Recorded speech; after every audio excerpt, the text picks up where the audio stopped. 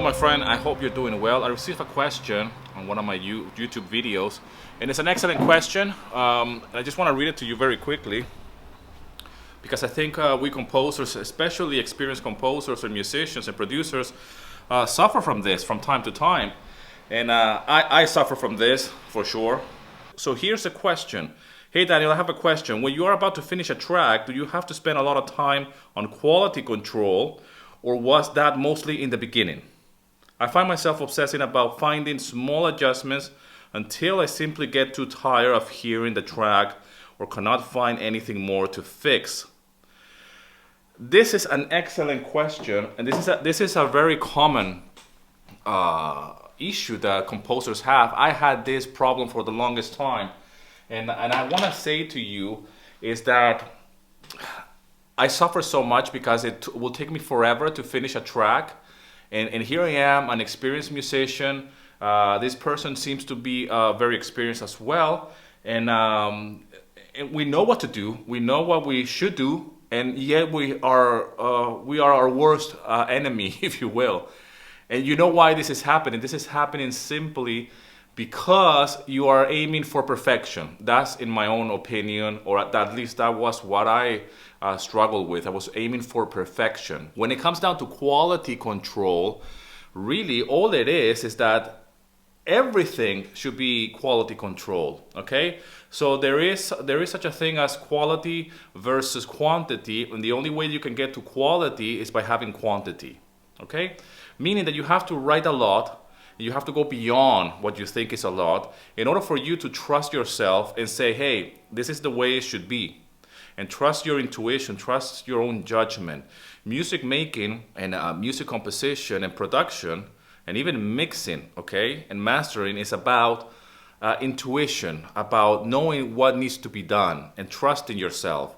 And it's about decision making earlier on in the process. And it all starts with a chord progression. It all starts with what melodies, what's the arrangement going to be. So once you take those quick decisions earlier on in the process and commit to it and let them go and say, this is it, okay? It cannot be better than this at this very moment, okay? But perfection is an enemy. Perfection really comes from a place of indecision and fear. We need to just say, this is enough. Okay, and it's good. And today, right now, in this moment, it's good. Tomorrow, when we wake up in the morning, it might sound like it's a little bit off, but if you trust yourself, you will know that you have done the best you could at that very moment. And that's why you will always progress for perfection, but you will never attain it. And that's perfectly fine. You need to live with that. I need to live with that. And the only reason why you might struggle on a track, on finishing a track, is because you're so obsessed about perfection, or you're composing in a genre, or you're doing something that you don't know what you're doing, okay? So for example, I've been composing a lot of cinematic music, something that's a little bit out of my comfort zone, and I did a trailer track quite recently, and it took me months to finish it.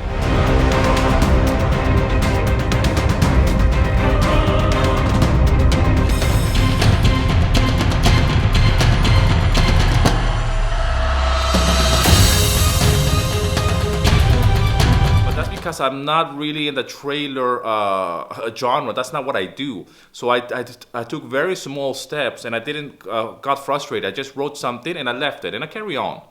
And then I went back to it with like fresh ears. So like, okay, that maybe I can work with something. But I did it in the beginning with the intention of failing. I'm not afraid to fail. I'm not afraid to come up with a bad idea. Okay, so you have to find a way to really work around this limited belief, because it's all up here in the mind, really, okay? But quality, as soon as I hear the word quality, to me, it just comes down to quantity, okay? Because you need to do a lot. You need to get rid of the bad ideas in order to get to the quality.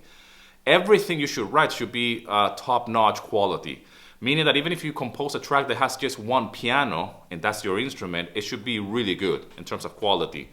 And when you strip down the music, and the composition and the arrangement, if you only have one instrument, you need to know what you're doing, even if it's just a piano, or in my case, a guitar. If I'm composing an acoustic guitar track and I only have two guitars, one playing some chords and another one playing some melodies, it needs to be really of a high quality because there's nothing else. I cannot hide behind the production. I cannot add any more layers of string sections or percussions or whatnot to mask my insecurities. Okay, so I think the best way to approach this type of limited belief, or these roadblocks, I should say, when it comes out to composition, is to write a lot. Okay, and be willing to fail and let it go. Letting go is a very important aspect of music composition. You need to let go of your music, meaning that you have to sit down, compose a track, and let it go. Okay, upload it and let it go. There's some of my music tracks that are out there. I just want to delete them from my profile. Okay, but I don't, because they're making me money. Okay, but I don't go and listen to those tracks and say, "Oh my God, this is it. That is the." No, it's not. You know. They're really bad, especially back in the day, but they're still out there. They're making me money, okay? So I'm not gonna delete them, and that's why I keep pushing forward, okay? So 3 things that I think you should focus on if you wanna finish tracks faster and quicker. Number 1, compose as much music as possible. That's why I always go compose 1 music track every single day for a period of time. Number 2, finish it. That idea needs to be finished from start to finish. It has to be arranged, okay? So if you're doing 1 track every single day, you should have, as a minimum, all right? As a minimum, all the elements from the intro, the verse, the chorus, the breakdown, and then the ending, or whatever you're gonna be arranging that music track. So it has an ending. There is the last chord, okay? It should be there. And number 3, let go of your music. Learn how to let go of that music track. This is really hard for us. You know, and the only way that you can let go of that music track is by file preparation and upload that music track. Once that track is being uploaded somewhere, you just need to let it go. The outcome is none of your business. Okay? If you're gonna get a rejection or you're gonna make a sale, that's out of your control, really. You cannot force somebody to buy your music. Okay? That moment when somebody listens to that music track, it's up to them to take that decision and say, I wanna buy that music track from that guy, okay? Because it sounds what it's supposed to be sounding.